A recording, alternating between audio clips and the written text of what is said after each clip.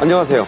PD리포트 이슈본 특집 국민과 함께한 2024 변화의 기록 MC를 맡은 박상규입니다. 네, 안녕하세요. 신미정입니다. PD리포트 이슈본은 지난 10년간 묵묵히 대한민국의 정책 이슈들을 전해드린 KTV의 대표 시사 다큐 프로그램인데요. 올 한 해도 수많은 현장에서 국민들의 목소리를 듣고 올바른 정책의 의미와 나가야 할 방향을 고민해 왔습니다. 네, 저도 최근에 핫한 정책 이슈가 뭐가 있나 좀 궁금해질 때 PD리포트 이슈본을 종종 챙겨봤는데요. 이렇게 진행을 맡게 될 줄은 또 생각도 못했습니다. 2024년 연말을 조금 더 특별하게 마무리할 수 있도록 오늘 최선을 다해보겠습니다. 그리고 저희와 함께 PD리포트 이슈본 특집을 더 특별하고 알차게 채워주실 분들도 저희가 엄선해서 이 자리에 모셨습니다. 자, 인사들 부탁드리겠습니다. 네, 안녕하십니까. 시사평론가 임중근입니다. 반갑습니다.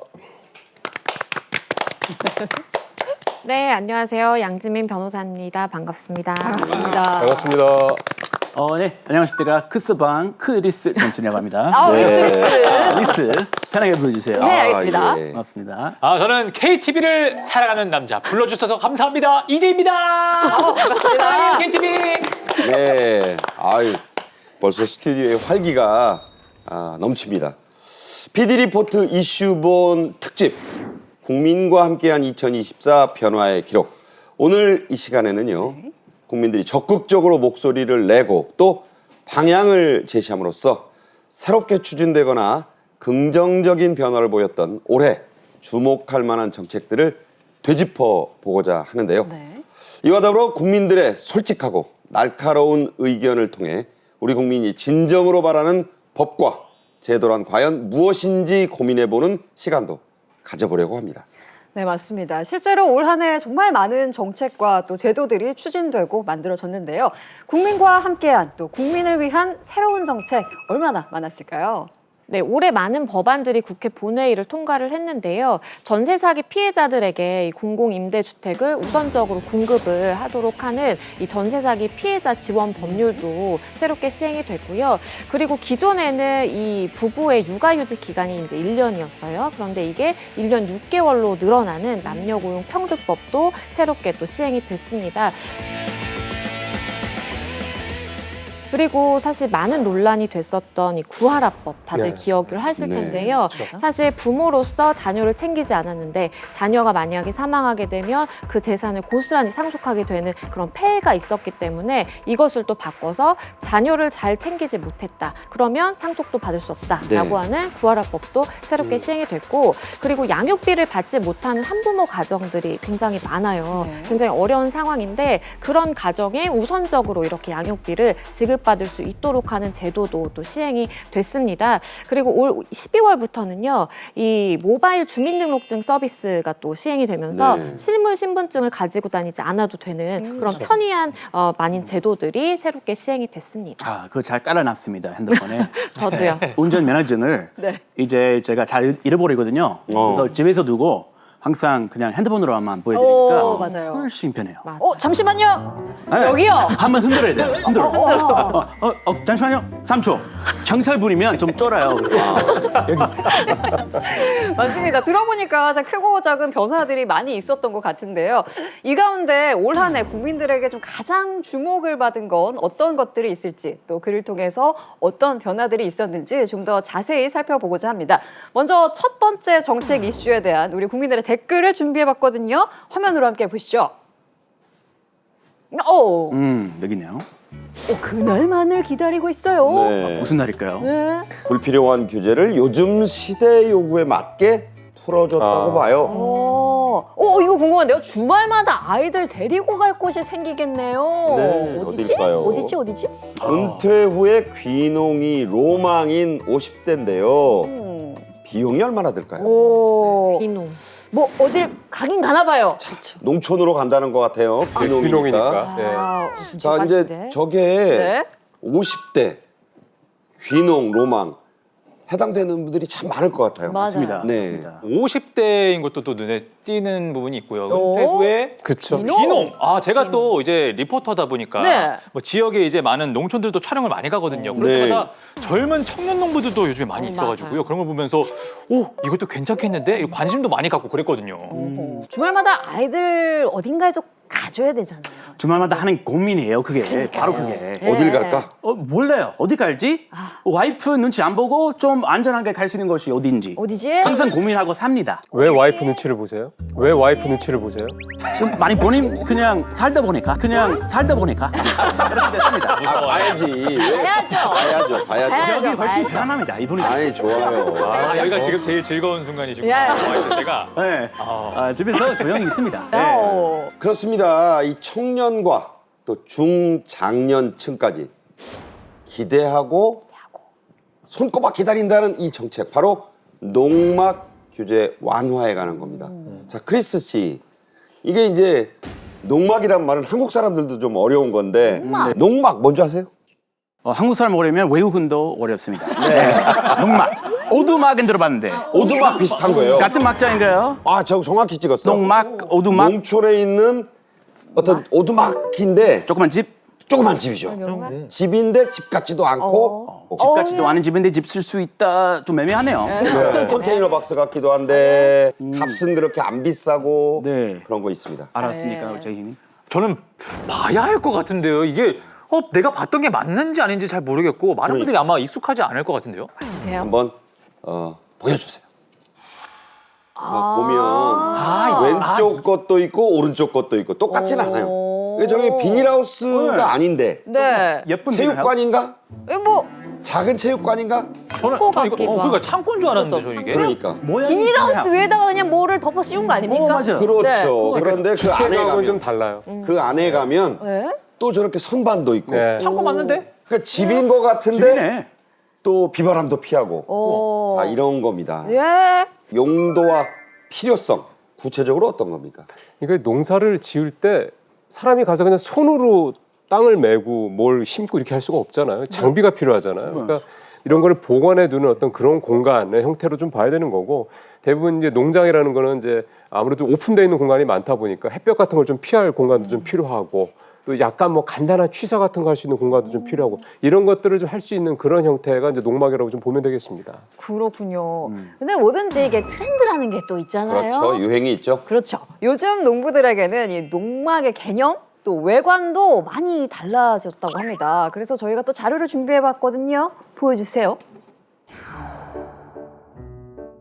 네, 여기가요 세종시에서 한 40분 정도 떨어진 곳이라고 합니다. 네. 아이고야, 저기는 뭐 저- 모양이 지금 지금 까만 게 농막이에요?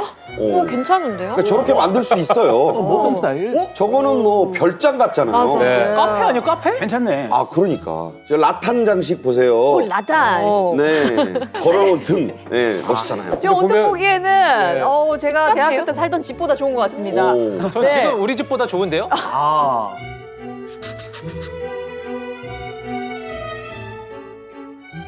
이거 보고 나도 하나 갖고 싶다 하시는 분들 많으실 것 같은데. 비용이 문제죠 이제. 네. 사실 이 농촌이나 뭐 시골 체험의 장점은 여기서 아마 우리 리스 씨가 가장 잘 알지 않을까 제가요? 싶은데, 세상에 저 이거 보고 너무 놀랬잖아요. 우리 리스 씨가요. 사실은요. 세상에 46만 평. 축구장 225개 크기의 땅을 소유한 대지주의 아드님이셨어요. 형님. 아들이야.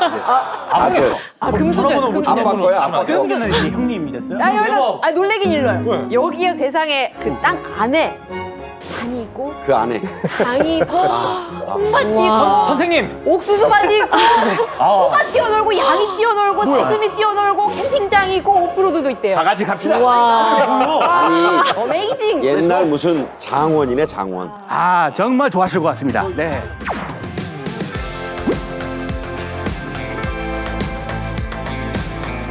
Welcome to my land. 이 언덕은 다 우리 땅이에요. 저기 내 꼭대기 등산해서 갈 수 있어요. 여기 강에서 물놀이, 낚시도 하고요. 강가에 뭐 어릴 때 바베큐, 네, 통돼지구이. 해방이다, freedom. 우후! 아빠 땅 좀 어때? 아니 아빠 땅 아니잖아. 뭐 일단 하고 싶은 것들 다 자유롭게 할 수 있는 네. 그런 땅이니까 애들 데리고 딱 좋아요. 학교 다니면서 뭐 공부하고 이렇게 할 게 많잖아요. 맞아요. 거기 가면 스트레스 풀리고 뛰어다니고 뭐 도둑놈 걱정 하나도 없이 왜냐면 거의 48만 평 다 아버지 소유 땅이니까 눈치 하나도 안 보입니다. 아버지께 물려 내려오는 거 아니에요? 제가 기대하고 있는데 네. 네. 네. 아직 모릅니다. 아유, 네. 세월이 다 해결해요. 아유 그런 소리. 경제자가 읽질 않나 보네요. 네, 일단 아이들 좀 이렇게 유유자적하게 같이 여행 함께 같이 가기가 너무 좋은 곳이니까 혹시 기회 되면 혹시 네 와주세요. 자, 저런 뭐 크리스 씨 같은 부러워요. 대 뭐 농장 개념까지는 아니더라도 아까 보신 농막, 소박한 것도 많이 있고요. 그래서 최근 우리나라에서도 주말 농장, 그렇죠. 또 농촌 체험, 네. 네. 농촌에서 뭐한 달도 살아보고 네, 그런 일주일도 것도 살아보고 관심이 대단히 지금 높아지고 있죠. 예, 그러니까 한 3분의 1 정도 되는 분들은 귀농이나 귀촌 뭐 이런 걸 생각하신다고 그러고 한 절반 정도는 사도 삼촌 이렇게 이제 뭐 일부는 이제 주중에는 이제 이를테면 도시에 있고 주말 그러니까 금요일 껴서 주말은 이제 어떤 시골에 가고 이런 것들을 좀 생각하신다고 그러니까 사실은 지금 그리고 우리 이 시골이 좀 되게 요즘에 인구가 많이 줄어서요. 좀 횡한 데가 많거든요. 그러니까 많죠. 농막 같은 거 져서 가시는 것도 굉장히 좋을 것 같습니다. 빈집도 많아요. 그럼요. 네. 네, 사실 이렇게 뭐 농촌 체험, 귀농, 귀촌에 대한 국민들의 관심이 높아지면서 정부나 지자체 역시 농촌이 활성화될 거다라는 기대가 좀 커지고 있는 것 같습니다. 그렇죠. 농촌에 가보면요. 말씀해 주셨지만 빈집도 굉장히 그렇죠. 많고요. 네. 그리고 기본적으로 거주하시는 분들의 연령대가 굉장히 높아요. 많죠. 이 고령화 속도가 빨라지면서 농업 인구도 급격하게 또 줄고 있거든요. 그러면서 사실상 이 경기 침체라든지 지역 소멸 위기가 굉장히 심각한 곳이 많아요. 그래서 각 지자체에서는 이제 농촌 체험, 그러니까 여기 거주하진 않더라도 그래도 주말에 와서 조금이라도 이제 농촌에서 시간을 보내고 가셔라라는 그렇죠. 것처럼 이렇게 생활인구 유입이라든지 그렇게 귀농해서 체험을 할 수 있는 공간을 좀 뭔가 만들 수 있게 굉장히 많은 다양한 혜택들도 나누고 있습니다. 뭐 사실 우리 리스님이야 46만 평 땅이 있으니까 그렇다 치고 우리 제이 씨, 그거 아니에요. 뭐 귀농, 농촌에 가서 살아보는 거 약간 로망 있잖아요. 이 제가 지금 하면서 상상을 좀 해봤어요. 네. 내가 농막을 어떻게 꾸미면 좋을까? 일단 흔들의자가 좀 있어야 돼요. 있어야죠. 흔들의자를 놓을 이제 테라스가 있어야 됩니다. 있어야죠. 또 테라스에서 그 도심과는 다른 그 밤에 이렇게 하늘을 보면은 별이 반짝반짝 하잖아요. 거기서 커피 한 잔을 딱 먹는데 커피에서는 김이 막 펄펄펄펄 올라옵니다. 올라오죠. 좋다 하면서 커피 한 잔 하다가 이제 씻고 잘 준비도 해야죠. 침실에 딱 넣어요. 침실 앞에도 이 창문이 커야 됩니다. 가지고 그 동창 보면서 잠을 자고 일어나면은 또 상쾌한 바람과 함께 얼마나 좋아요. 처음입니다. 이거 농막 맞습니까? 이미 이렇게 발전했는데 이렇게 가능합니다. 가능한 거잖아요. 오세요. 이런 농막 가능합니까? 이게요, 사실 농막에 대한 로망이 있으신 거는 좀 이해가 되는데 실망하실 것 같지만 농막에서 숙박하는 건 불법입니다. 농막에서 숙박하는 건 불법입니다.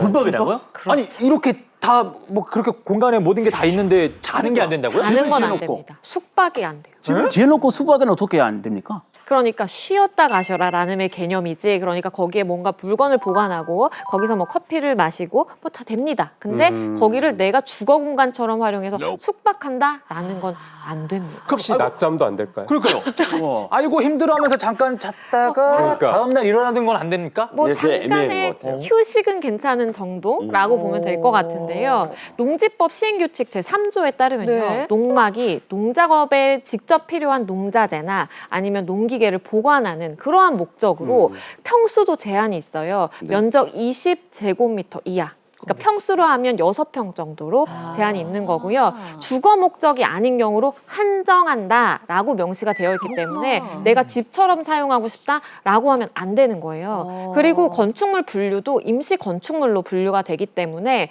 숙박이나 취사를 위한 시설을 설치하잖아요. 그러면 농지법 위반으로 간주가 돼요. 네. 근데 이게 조금 완화돼서 2012년부터는 이제 최소한의 전기라든지 뭐 수도는 돼야 될 거 아니에요. 네. 그래서 이제 이거는 설치할 수 있다라고 이제 됐는데 아까 말씀하셨죠. 테라스 안 되고요. 그리고 뭐 주차장 이런 거 네. 설치하는 것도 안 되고요. 아, 네. 안 되겠네요. 만약에 이것이 적발이 된다라고 하면 불법 증축을 한 거예요. 그렇기 때문에 최대 1,000만 원 이하의 과태료나 벌금에 처해질 수 있어요. 애들 데리고 촌까지 갔는데 잠을 못 안 돼, 자면 안 돼요, 그냥 안 돼요. 캠핑 가는 게 낫지 않아요? 그렇죠, 왜 그렇죠, 가요? 그렇죠, 그렇죠. 네. 그리고 철까지 갔잖아요. 그러면 도심하고 이게 거리가 있는데 그거를 또 다시 나와야 되고 이거 너무 부담되는 일 안 돼요, 아니에요? 안 돼요. 수박 찾아야 주차 안 되고, 되고요. 비용 들고. 네. 데크 안 되고요. 처마 안 되고요. 잠 못 잡니다. 지금 두 분이 거의 뭐 멘붕에 빠진. 되는 게 뭡니까? 되는 게 내 로망. 없어요, 없어요. 뭐 이게 참 애매해요. 애매하네요. 법적인 그 사각지대에도 있다가 볼 수 있고 이렇게 법적인 여러 규제에 묶여 있다 보니까 선뜻 이걸 시도하지 못하는 그런 안타까움이 있어요. 이걸 어떻게 해야 됩니까? 그러니까 지금 이게 현재로서는 가서 잠을 잘 수가 없지 않습니까? 네. 그러면은 결국은 그날 갔다 그날 와야 될 가능성이 높으니 당일치기. 그렇죠. 예를 들어 서울 기준으로 친다면 대략 당일치기에 뭐 가는데 한 2시간, 오는데 2시간 잡으면은 뭐 이를테면 아침에 출발해서 저녁 때 와야 되니까 한 그 정도 거리면 대부분 경기도권일 거란 말이에요. 근데 경기도 지역에 이런 데는 땅값이 간단치 않을 거란 말이에요. 그렇죠. 그럼 이게 사실상 정말 그냥 로망으로 그림 속에 있는 그런 뭐 과일처럼 그렇게밖에 볼 수가 없는 건데, 그러니까 네. 이런 부분들을 감안을 좀 했을 때 사실은 뭔가 약간 제도적으로 조금 문제가 있다는 생각 좀 들고요. 실제로 감사원이 조사를 해보니까요. 네. 한 33만 개 정도 농막을 조사했는데 절반 정도가 불법 증축이라든가 이런 식의 위반 사례가 있었다는 겁니다. 그러니까 이건 사실은 이런 식으로 할 거라면 차라리 뭔가 제도적으로 바꾸지 않으면 현실적으로 되게 뭔가 제약이 너무 많다 이런 생각이 들 수밖에 없습니다. 그렇네요. 이 불법 증축이라는 것 자체도 문제지만 그렇죠. 사실 그것 때문에 불법적으로 증축을 했을 때 시설이 취약하다 보니까 사고가 나도 좀 위험할 수가 있다. 이런 생각도 들거든요. 왜냐하면 우리가 거주 시설이 아니잖아요. 그러다 보니까 사실은 이제 거주 시설에 부과되는 그러한 의무들이 없어서 위험할 그렇네요. 수가 있는 거예요. 기존의 농막은요 법적으로 이 임시 건축물로 분류가 되기 때문에 이 소방 안전 기준을 적용받지 않거든요. 그래서 소방 시설 설치도 뭐 의무가 아니고요. 그리고 소방 차량 진입로 확보가 의무가 또 아니에요. 그래서 사실 화재 사고에 굉장히 취약하다라는 이야기가 많이 있어왔고요. 최근에 이 3년간 농막으로 많이 쓰는 거주용 컨테이너와 비닐하우스에서요 580여 건의 화재가 발생했고 아이고. 50명이 넘는 사상자가 실제 발생했어요. 그것은 사실상 거주를 하고 뭔가 취사를 하고 싶다라고 하면 그에 맞는 뭐 안전 기준이라든지 화재 시설에 대한 기준이 필요하다라는 걸로 좀 이해를 바꿔볼 수 있을 것 같아요. 그러니까 이게 얼마 전, 몇 달 전만 해도 자 이렇게 하니까 사고가 나고 예. 어쩔 수 없이 또 이렇게 사망 사고로 이어지는구나라는 그렇죠. 실제 사례가 있었잖아요. 예, 이게 지난 9월에 울산에서 벌어진 일인데 네. 이 사고도 결국은 그런 비닐하우스 농막을 쳐놓고 사실은 60대 어르신이었는데 화재가 났고 비닐 같은 이런 데는 화재가 나면 사실은 피할 데도 없지 않습니까? 그렇죠. 순식간에 또. 그러니까 거기서 이제 사망 사고가 벌어진 건데 이게 산 중턱에 있으니까 또 불법 건축물이니까 사실은 뭔가 보호를 받을 수 있는 여지도 없었고 너무 멀리 떨어져 있으니까 따로 떨어져 있으니까 뭐 이를테면 누가 신고해 줄 사람도 없는 거 그냥 거기서 혼자 그냥 그렇게 그리고 안타까운 삶을 출동을 마친 해도 거죠. 진입 소방도로가 맞아요. 없잖아요. 그것도 어렵죠. 아유. 못 들어오는 거예요 또. 네. 자면 안 되는 이유가 있었네요.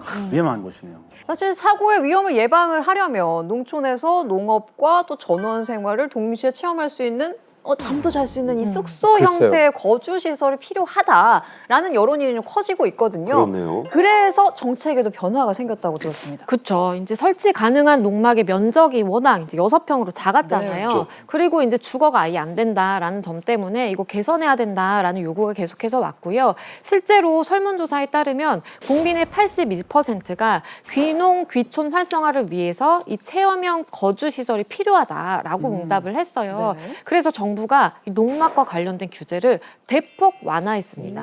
내년 1월부터요 좀 변화가 생겨요. 우와. 자신의 농지에 임시 거주가 가능한 농촌 체류형 쉼터를 오. 설치할 수 있도록 바뀌었습니다. 우와. 네, 그러니까 그냥 농막이 아니라 네.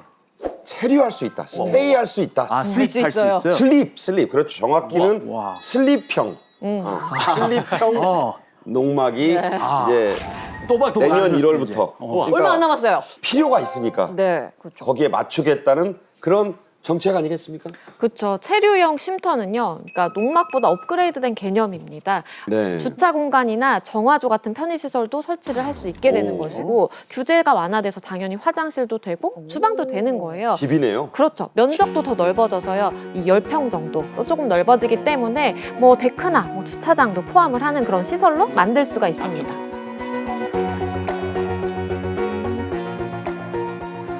데크 놓으면 바비큐. 그렇죠. 가능하죠. 그렇게 그러니까 생각하시면 됩니다. 지금 너무 좋은 점이 제가 꿈꿔왔던 그 로망을 이룰 수가 있는 거잖아요. 그쵸, 맞아요. 규제 완화가 되니까 내년 1월부터는 잘 수도 있는 거고 어허. 가족들하고 같이 가가지고 여보 잘 잤어?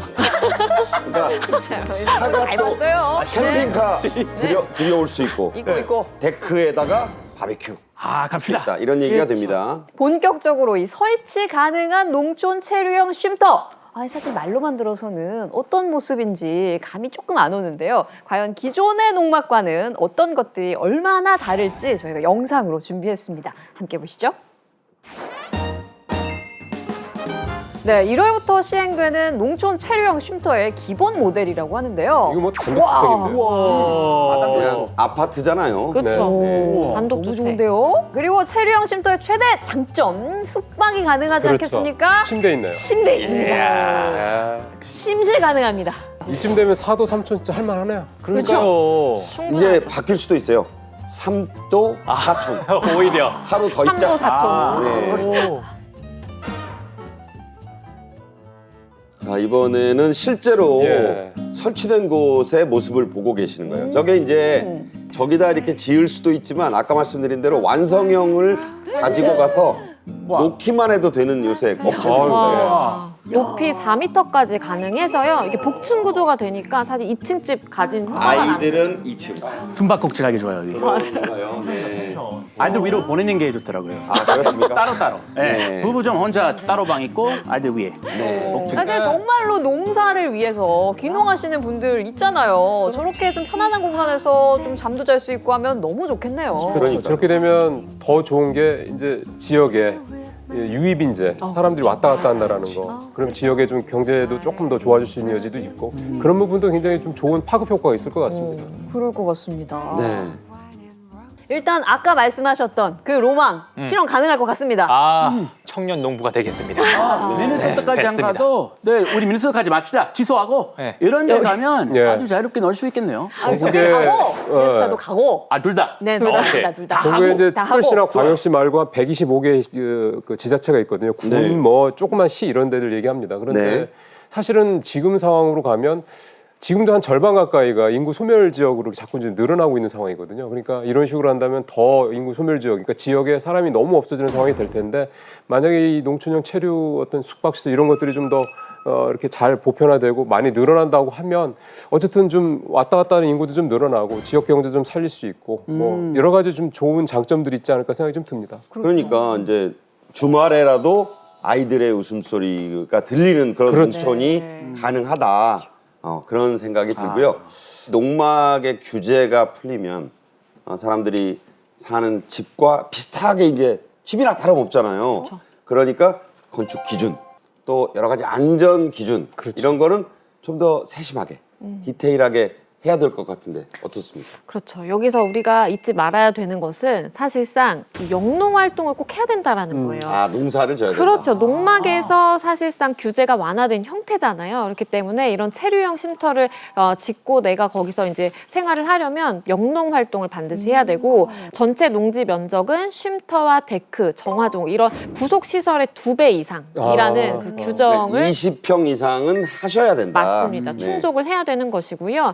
체류형 쉼터의 경우에는 농막과 달리 편의 시설이 아니라 주거 시설인 그렇죠. 만큼 최소한의 안전 기준이 부과됩니다. 그래서 붕괴 위험 지역이나 수질 관리 대상 구역이나 아니면 자연재해 위험 개선 지구에는 체류형 쉼터를 아예 지을 수가 없고요. 지자체마다 조금은 다를 수가 있어요. 그리고 아까 말씀드린 것처럼 소방차라든지 뭐 화재가 발생했을 때 접근이 가능해야 돼요. 네. 그렇기 때문에 사실상 도로와 인접한 농지에만 체류형 쉼터를 설치할 수가 있습니다. 맹지 같은 데는 안 된다 이 말씀이시네요. 그렇네요. 자, 들으신 대로 내년 1월, 2025년 1월부터 시행되는 농촌 체류형 쉼터에 대해서 저희가 알아봤는데요.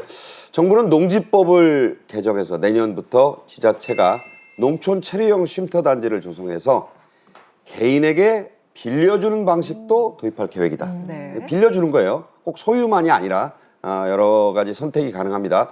그래서 이런 변화를 통해 우리의 농촌 생활 인구가 늘고 실질적으로 좀 농촌이 좀 풍성해지고 그렇죠. 지역 경제에도 순풍이 솔솔 좀 불어주길 기대해 보겠습니다. 맞습니다. 자, 그럼 이제 올 한 해 2024년 우리 국민들과 정부가 함께한 변화의 기록들 네. 자, 계속 좀 살펴보겠습니다. 네, 먼저 국민들의 댓글 키워드부터 확인해 보도록 하겠습니다. 보여주세요. 이렇게 빨리 법이 바뀔 수 있는지 몰랐네요. 당연히 바뀌었어야 할 법인데 왜 이제야? 속은 게 죄는 아니잖아. 그동안 정말 억울했을 듯 아무리 어려도 처벌할 건 좀 합시다. 뭐 이런 의견들이 있네요. 네. 들어보니까 뭔가 어린 분들한테 속은 분들이 있는 것 같습니다. 그러니까요. 네. 정말 뭐 처벌할 건 좀 하자. 네, 그런 건데. 이 댓글 보니까 어떤 내용일 것 같으신가요? 그래서 세 번째 거는 우리 드라마에서 많이 들어본 말인 것 같아요. 사랑은 죄가 아니잖아. 이거죠. 부부의 세계. 부부의 세계 그 막장 드라마 잘 봤는데 네. 아내가 속았는데 그러니까 크족은 뭔가 처벌받아야 되는데 네. 네. 내가 억울하게 받았다. 네. 그 법이 정확히 뭔지 궁금합니다. 네, 그러니까요. 당연히 바뀌었을 때는 그런 법이었는데 이제 바뀌었다. 뭔가 만족을 이제 좀 하신 것 같거든요. 어떤 것들이 이렇게 만족을 됐는지, 만족이 시키셨는지 그게 좀 궁금하네요. 자, 그래서 더 빨리 바뀌었어야 한다고 말하는 그 문제점. 네. 과연 뭔지 먼저 좀 알아봐야겠죠? 네. 궁금합니다. 영상을 한번 같이 보겠습니다. 인천의 한 횟집에 여자 손님 3명이 방문했는데요. 저희 여기 맥주 하나랑 소주 하나 주세요. 네, 신분증 좀 확인해야 되는데요. 늘 하던 대로 세 사람의 신분증을 모두 확인한 후에 술과 음식을 내줬다고 합니다. 문제될 게 전혀 없는데요? 네. 분위기 좋은데? 너무 많이 마셔서 뭔가 사건이 벌어지는 거예요. 너무 많이 팔렸나요? 자, 그런데 미성년자에게 술을 판매했다, 팔았다. 그 신고를 받고 갑자기 경찰관이 출동을 했네요. 네. 신분증 확인했는데 네. 그러니까 확인까지 했는데 왜 그러지? 네, 근데 더 황당한 건 손님들이 거짓말을 했다는 겁니다. 속였다는 거예요. 뭐야? 그냥 저희는 학생증 보여드린 거고 사장님 그냥 갖다 주신 거예요. 학생증 보여줬다. 아니 만약에 저 말대로 진짜 학생증을 보여준 거면은 누가 학생증을 보고 나서 알겠습니다 하고 술을 갖다 줬겠냐고요? 말이 안 되는 거잖아요. 이거는. 말이 안 되죠. 네. 아무도 없어요. 신분 확인 다 했잖아요. 그냥 사장님이 주신 거잖아요. 뭐 보여주죠. 나 왔는데. 억울하다, 억울하다. 분통이 터진다. 나는 분명히 아까 봤는데! 억울한 마음에 우리 사장님 CCTV를 확인해 봤는데요. 거리가 먼 탓에 이게 신분증인지 학생증인지 구분이 잘 되지 않았다고 합니다. 미성년자가 아니라고 확인을 했으니까 술을 줬던 거죠. 그 심정은 하늘이 무너지는 기분이었지, 진짜. 야, 이것도 영업에 큰 타격을 받겠구나. 하늘이 무너지는 것 같았죠. 사장님이 억울하게 인터뷰를 하셨습니다. 저라도 그럴 것 같은데 내가 만약 저 사장님, 네. 내가 만약 자영업자인데 저런 미성년자 손님이 왔다. 어떤 기분 들 것 같으세요? 한 명이 아니라 한 명만 검사한 게 아니라 다 검사한 거잖아요. 근데 그게 다 가짜라고 생각할 수가 없잖아요, 사실. 너무 억울한 거죠, 이건. 그리고 신분증이요. 요새는 위조를 하더라도 굉장히 이게 치밀해가지고 정교해가지고 사실 이게 육안으로 확인이 안 돼요. 그래서 신분증이에요 하고 주면 사실 그런가 보다 믿을 수밖에 없는 게 요즘 자영업자 사장님들 현실이죠. 자, 우리 국민 4명 가운데 1명꼴로 자영업을 하시는 분들이다. 맞습니다. 다 사장님들인데 영세하신 분들 많아요. 그렇죠. 자, 소상공인분들 얼마나 피해를 입었을지 감도 안 잡히는데 2023년 그러니까 작년 기준인데 미성년자와 관련된 이런 뭐 문서 위조라든가 서명 위조 같은 이런 범죄들이 한 1,200건 정도가 된다는데 이게 1년 전보다 무려 40%나 증가했다고 그럽니다. 네. 그러니까 이게 아마 2024년과 올해 아마 집계가 되면 또 여기서 또 40% 이상도 늘어날 가능성이 높다라는 거죠. 그러니까 앞서 말씀드린 건 여러 가지 기술들을 활용한 또 프로그램들을 활용한 위조가 늘어나니까 이런 범죄 사건도 갈수록 늘어날 수밖에 없다. 이렇게 좀 봐야 될 것 같습니다. 네, 물론 이 청소년을 보호하는 건 어른으로서 당연히 해야 할 일이지만 다른 사람의 신분증을 훔쳐 쓰거나 또 이 위조된 신분증을 쓰는 건 미성년자한테 이 사장님들이 일방적으로 속는 거, 사기를 당한 것 같다 이런 생각이 드는데 이렇게 해도 법적으로 처벌을 받게 되나요? 청소년이 정말 이거 작심을 하고 속겠다라고 한다면 속아 넘어갈 수밖에 없어요. 네. 그래서 이러한 위조 신분증을 사용했다라는 것이 뭐 CCTV 같은 영상이라든지 네. 아니면 주변 사람들의 진술로 명확하게 있다라고 한다면 사실상의 처분을 면해줄 수 있는, 처벌을 안 받을 수 있는 규정이 있기는 했어요. 그래도 웬만한 데는 요즘에 다 CCTV가 있으니까 잘 찍혀 있기만 한다면 불이익은 없다. 뭐 이런 얘기인 것 같은데 맞나요? 그런데 이게 입증 책임이라는 것이 늘 문제가 됩니다. 네. 왜냐하면 수사기관에서 일단은 아니면 행정기관에서 당신이 잘못했잖아 라고 하면 내가 잘못한 게 아니에요 라는 것을 업주가 이제 증명을 해야 그렇죠. 되는 입증 책임이 있는 거예요. CCTV면 CCTV 아니면 주변에 이걸 목격한 뭐 알바생이라든지 손님이 있다라고 한다면 다 내가 연락해가지고 그거 보통 일은 아니에요. 그렇죠. 좀 진술 좀 해주세요. 이렇게 해야 될 수밖에 없고요. 만약에 이것에 실패해서 처분이 내려졌다. 그러면 이제 소송으로 가야 돼요. 이게 행정소송. 그렇죠. 처분을 취소해 주세요라고 하는 취소 소송을 제기해야 되는데 기본 2, 3년입니다. 아니, 업주 입장에서 봤을 때는 영업에 이게 기본적으로 타격이 크기 때문에 선택하기가 쉽지 않은 맞아요. 일이에요. 아니 현실적으로. 2, 3개월도 힘든데 그럼요. 2, 3년 끌어가면 망하죠. 네. 그렇죠. 정보가 있어도 모든 절차가 엄청 막 복잡한 것 같더라고요. 경찰서 가서 진술서 다 써야 되고 뭐 더 조서 받아야 되고 또 그게 또 검찰청으로 넘어가 가지고 또 검찰청에 출두해 가지고 그날 있었던 뭐 증명해 줄 수 있는 사람들 동원해서 막 경찰청에 출두해야 되고 이러더라고요. 뭐 하루 이런 거는 그냥 뭐 영업을 할 수가 없으니까 아주 영업에 지장이 많았죠.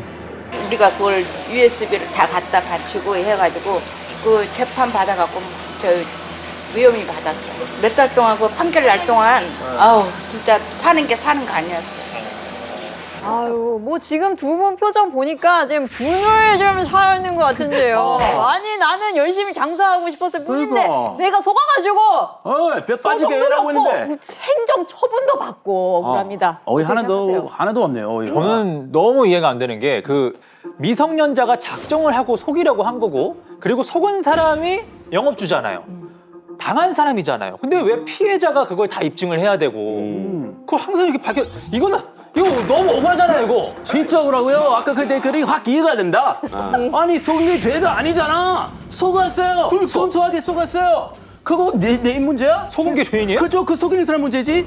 아닌가요? 맞아요. 그런 이제 이 억울함 이걸 이제 풀어주기 위해 정부가 올해 법 개정을 좀 했죠. 그래요? 그렇죠. 그러니까 올해 선량한 소상공인 보호와 관련된 이 법안들이 많이 이제 개정이 됐어요. 여기에는 뭐 공중위생관리법이라든지 공연법, 뭐 영화 비디오법, 게임산업법 굉장히 많은 법률이 이제 포함이 되어 있는데 이 주목할 만한 내용은 우리가 지금 이야기하고 있는 자영업자가 신분증 확인 의무를 이 확실히 이행했다라는 그러한 CCTV라든지 아니면 목격자 진술이 확인된 경우에는 이 행정처분이 면제된다라든지 네. 없던 걸로 해주는 사실 그 내용이 이제 들어가는 거예요. 기존에는 지자체가 이 CCTV 영상을 업주한테 제출받고 그러면 우리가 판단해서도 아 이거는 사실 속은 거네라고 판단됐어도 이게 근거 규정이 없기 때문에 사실상 이 일을 제대로 처리하지 않으면 그 내가 문제가 될 수 있어서 끝까지 가야 되는 거예요. 그런데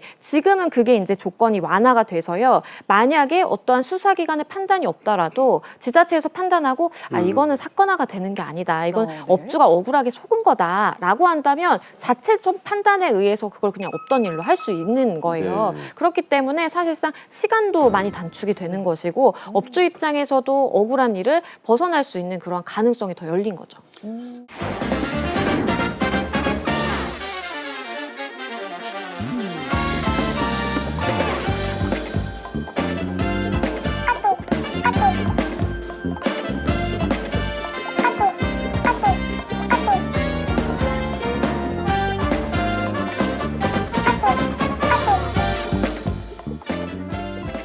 얘기를 듣고 보니까 두 분 보니까 아까 전만 해도 화가 찜인다 이런 표정이었는데 네. 이제 조금 풀린 것 같은 느낌이 드는데요. 아직 좀 덜 풀리죠. 그래요?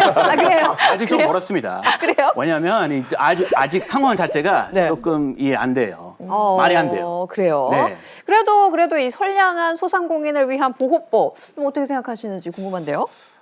아니 아무래도 이 영업주분들이 평범한 그냥 한 분들인데 아니 언제 뭐 검찰 조사나 뭐 경찰 조사 이런 거를 받아본 적이 있겠습니까? 그런 것도 조사를 받으러 다니고 하다 보면은 그것 자체가 왠지 두려운 일이 될 수도 있고 그리고 좀 스트레스도 많이 받으실 것 같은데 그나마 좀 이 영상이나 뭐 진술이나 이런 것들이 있으면 피해가 조금은 덜 할 수 있다고 하니까 그나마 다행이긴 합니다. 그래서 이런 법들이 좀 변화될 것들이 많이 있으면은 더 이상 많은 분들의 피해가 생기기 전에 좀 빨리 변했으면 좋겠다 이런 생각이 좀 드네요. 남의 신분증을 훔쳐 쓰거나 또 심지어 가짜 신분증을 요새는 뭐 컴퓨터 포토샵이 워낙 잘 워낙 돼 있으니까 좋아요. 네. 그러니까 이거는 영미법에서 말하는 중범죄 펠론이 아니겠습니까? 그렇죠. 우리나라에서도 역시 범죄가 됩니다. 만약에 타인의 신분증으로 내가 속여서 술이라든지 담배를 구매하면요. 신분증의 종류에 따라서 신분증은 공문서거든요. 그렇죠. 공문서를 내가 부정 행사한 게 되는 거예요. 그렇죠. 그리고 주민등록법 위반도 됩니다. 내 신분증이 아닌데 남의 걸 갖다가 사용했다라고 한다면 주민등록법 위반도 되고요. 신분증을 훔치거나 주었다는 거 만약에 이것이 밝혀진다면 처벌이 더 강화될 수 있습니다. 왜냐하면 내 게 아닌데 절도를 했거나 아니면 점유이탈물에 대해서 횡령을 한 것이 되기 때문에 다 이제 더하기 범죄가 더해지는 거예요. 법정 형량을 한번 좀 소개해 주시면요. 일반적으로 주민등록법 위반의 경우에는 3년 이하의 징역 또는 3천만 원 이하의 벌금에 처한다라고 네. 되어 있고요. 공문서 부정 행사죄의 경우에는 2년 이하의 징역 또는 500만 원 이하의 벌금에 처해진다라고 되어 있기 때문에 청소년이라고 하더라도 사실상에 완화되지만 형사처벌을 받는 것은 좀 피해가기 어렵다라고 보는 것이 맞고요. 네. 실제로 이 보호관찰 중에 보호관찰이라는 것은 다른 죄를 이미 저질러서 보호관찰 중이라는 거예요. 근데 그 상황에서 주민등록증을 우연히 습득을 한 거예요. 이걸 이용해서 술을 사서 마신 거예요. 그런 거 있어요. 그렇죠. 네. 그런 미성년자 2명이 있었는데요. 각각 300만 원과 200만 원 벌금형에 처해진 바가 있거든요. 실제로 벌금이 선고됐다라는 것은 그 아이들에게 기록이 남는 것이고 전과 기록이 남고 네. 일단은 수사기관이나 법원에서도 굉장히 좀 엄중하게 봤다라고 볼 수가 있겠습니다. 네. 맞아요. 근데 아까 우리 리스 씨가 말한 게 맞는 게 아직도 억울해요. 왜냐면은 만약에 증거가 없다거나 어허. 화질이 너무 떨어진다거나 우리 어. 직원이 실수를 했다거나 그래가지고 신분증 확인을 못하는 일도 뭐 있을 수 있지 않겠어요? 그럴 수도 충분히. 있죠. 네, 버스랑 한 가게 좀 CCTV 없는 경우가 많잖아요. 사각지대들도 있잖아요. 그렇죠. 그런 거 어떻게 해야 돼요? 이거 어떻게 안 보이는 데 있죠. 네. 네. 또 업주 입장에서는 사실은 CCTV 하나하나 다는 것도 다 비용이거든요. 맞아요. 그러니까 처음에 할 때 투자비가 어쨌든 한정돼 있다 보니까 이런 것도 다 비용을 계산하다 보면 이를테면 10개나 뭐 20개 이렇게 해놓으면 좋죠. 근데 그렇게 할 수가 없다 보면 그런 사각지대라든가 좀 안 지킬 수 있는 이런 부분들도 항상 있거든요. 그러니까 그런 것들도 자영업자들한테는 되게 좀 어려운 부분이라고 봐야 됩니다. 네. 어쩔 수 없이 사장님, 업주들이 처벌을 받을 수밖에 없는 상황이 있어요. 그러면 이제 받으셔야 되는데 이게 지금까지는 너무 무겁고 가혹하지 않았습니까? 그렇죠. 그러니까 어쩔 수 없는 경우에 처벌을 받는다라고 하더라도 그게 어느 정도 수준이어야 되는데 그게 너무 무거웠어요. 일단은 1차 적발이 되잖아요. 그러면 2개월 영업 정지입니다. 2달. 2달 동안 문 그냥 닫아야 돼요. 이틀도 아니고. 그런데 거기서 또다시 이런 속이는 손님이 있을 수 있고 만약에 또 2차 적발이 됐다. 3개월 영업 정지입니다. 2달. 아유, 거의 그런데 뭐. 세 번째가 더 무서워요. 세 번째는 아예 영업장 폐쇄예요. 그냥 폐업을 해야 되는 거예요. 그러니까 그냥 3 스트라이크 아웃이네요. 그렇죠. 세 번만 네. 내가 정말 만약에 운이 나빠서 이렇게 속은 상황이 발생했다라고 한다면 그냥 그대로 문 닫아야 되는 겁니다. 네. 이게 실제로 이런 미성년자들에게 속아서 영업 정지 처분을 받게 된 소상공인 자영업자들의 심정은 어떨지 가늠도 안 되는데요. 그분의 이야기를 또 직접 들어봐야 할 것 같습니다. 영상 화면으로 함께 하시죠. 2달이면은 솔직히 저는 이 2달 쉬고 오면은 저는 이제 망했다라고 생각을 했어요. 이건 완전 그냥 자영업자를 죽이는 거다. 직원들도 모두 이제 한순간에 그냥 실업자가 돼버렸고, 분명 이제 소비자들 입장에서는 뭐 문제가 생겨서 저렇게 쉬는구나 생각을 하고 더 이상 오지 않겠다라고 생각을 했었고. 일단 종업원들도 있죠. 또 그 모든 준비되어 있던 재고들도 다 못 쓰게 되는 거잖아요. 그러네요. 네, 다 폐기 처분해야 되죠. 아, 그리고 또 이 고정 지출이 많아요. 집세라든가. 그러니까요. 우리 지금 현재 고정 지출이 보면 한 달에 거의 2천만 원 이상 되거든요. 두 달이면 오늘은 4천. 4천. 야. 와, 한 번 걸리면 4천만 원 이상 손해 보는 거예요, 그러면? 월급 받는 직장이랑 많이 다르네요. 그것도 우리도 먹고 살아야 되잖아요. 그럼 또 생활비 다 들어가잖아요. 그거 복구하려면 시간이 얼마나 많이 걸리고 또 요즘같이 이 불경기에는 그 복구하기가 너무너무 힘들죠. 맞아요. 그래서 폐업하는 경우가 많을 거야 아마. 폐업. 아유. 아유.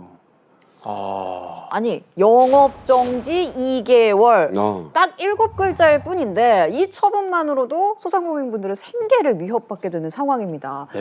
두 분 생각은 어떤지 궁금한데요.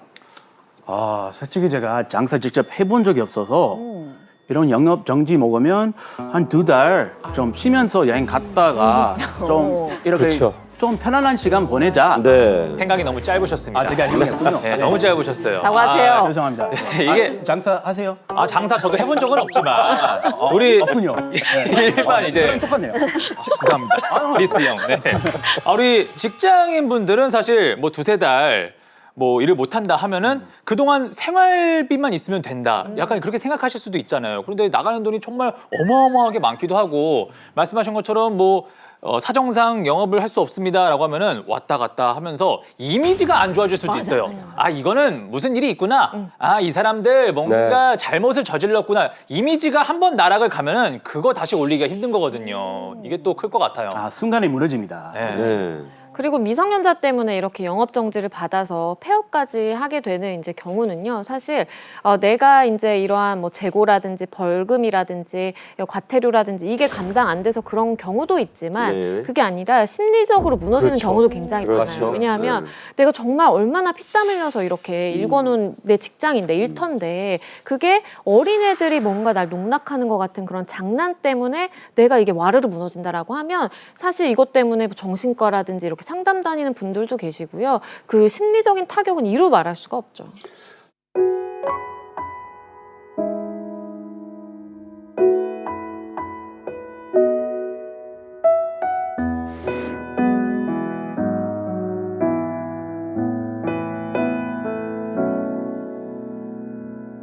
미성년자인 걸 알고도 나쁜 맘 먹고 술, 담배를 팔았다면 모를까 모르고 당한 이 사장님들에게는 이거 2달 영업정지는 너무 과하다, 가혹하다 이렇게 생각할 수밖에 없어요. 그렇죠. 그래서 이런 소상공인에 대해서 행정처분이 너무 지나치게 무겁다라는 것에 정부도 공감을 해서요. 이 부분을 대폭 완화했습니다. 그러니까 기존에 1차 적발되면 2개월 영업 정지였는데요. 이것을 7일로 이제 바꾸고요. 그것도 좀 길지만 그렇죠. 많이 그래도 줄였네요. 많이 정말 대폭 완화했고요. 2차는 3개월이었는데 이제 한 달로 바꿨고요. 그리고 3차 경우에는 아예 문 닫는 거였잖아요. 그건 안 되죠. 근데 2개월 영업 정지로 그러니까 축소했습니다. 원래의 1차 적발이 3차로 간 거네요. 그렇죠. 대폭 완화된 겁니다. 그러니까 2달에서 일주일 많이 줄긴 줄었습니다. 여러분들 생각은 어떠세요? 60일에서 7일로 줄었으면 네. 대폭 축소한 게 맞네요. 거의 10분의 1. 그럼에도 불구하고 그 사기친 사람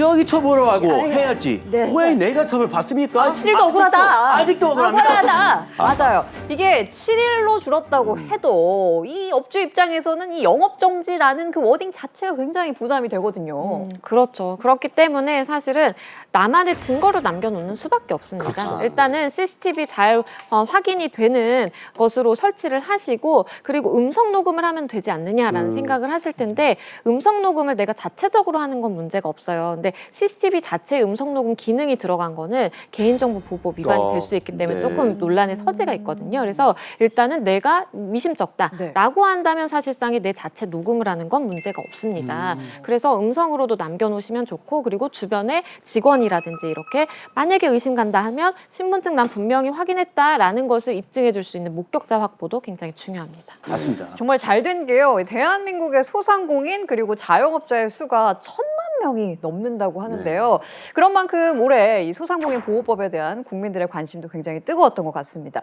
국민 리포터가 되고 싶다는 우리 재희 씨가 특별히 준비했다고 하는데 맞나요? 열이 정말 머리 끝까지 진짜요?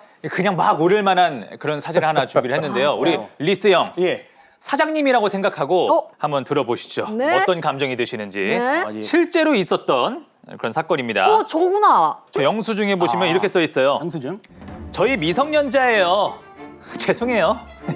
뭐요? 실물 신분증 확인 안 하셨어요. 어머. 신고하면 영업 정지인데 어머! 그냥 갈게요. 너무 죄송해요. 어머. 성인 돼서 떳떳하게 올게요. 정말 죄송합니다. 어머. 친절히 대해주셔서 정말 감사합니다. 나한테 할 소리야?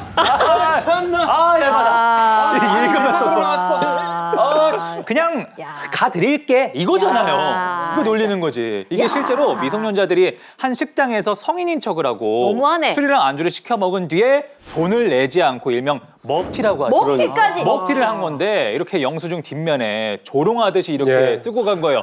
평론가님, 이거 말이 되는 일입니까? 말이 안 되죠. 말이 안 되는 일이 좀 벌어지고 있는 건데 사실은 이 앞서 사례 같은 경우는 그나마 좀 덜할 수도 있습니다. 무슨 얘기냐면 작년 봄에 광주에서 이 미성년자들이 신고 안 할 테니까 우리 1인당 100만 원씩 현금을 달라 이렇게 요구하는 적도 있었고요. 100만 원? 예.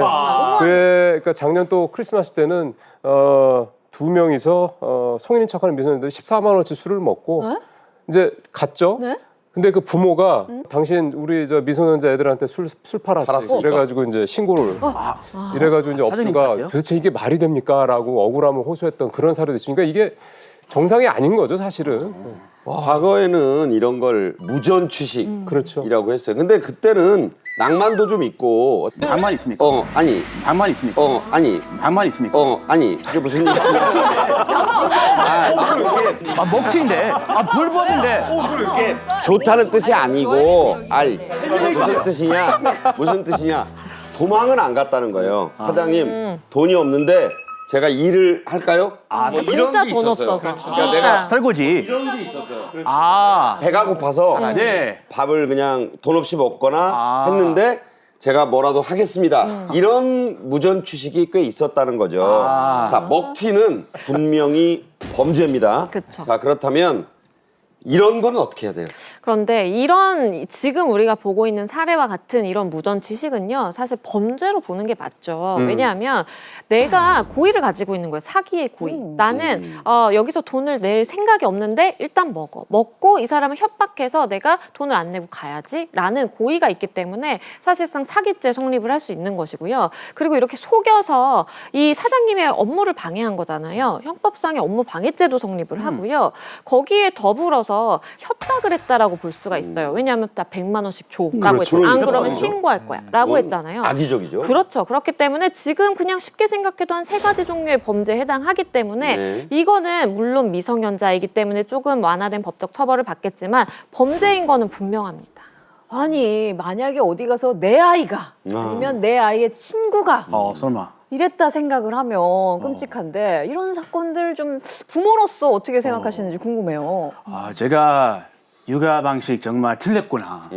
밥상머리 기억 정말 잘못했구나. 반성 엄청나게 할 것 같아요.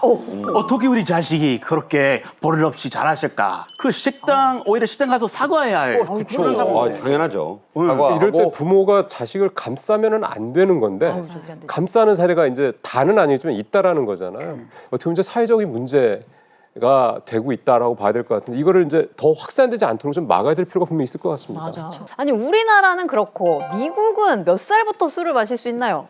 합법적으로는요. 네. 21세. 21세. 우리보다 엄격하네요. 비교적 아주 늦은 나이죠. 오히려 담배는 18세고 뭐 입대해서 전쟁 갈 수 있는 나이는 18세고 술만은 21세부터 사서 먹을 수 있다. 물론 예외가 있지만 집에서 뭐 아빠 조금 졌다. 그럼 괜찮은데 불법입니다. 그러네요. 웬만하면 50주에서 다 21세 전까지는 사는 거, 판매하는 거. 21세가 안 됐어요. 근데 법을 어기고 술을 샀다거나 아니면 마신다거나 그런 청소년들에게는 그럼 어떤 처벌이 이루어지는지. 미성년자에게 판매한 사람 플러스 이 술 산 미성년자 네. 이 쌍방으로 처벌 받아야 돼요. 쌍방으로 처벌을 받는군요. 양쪽 받는 게 기본 원칙이고요.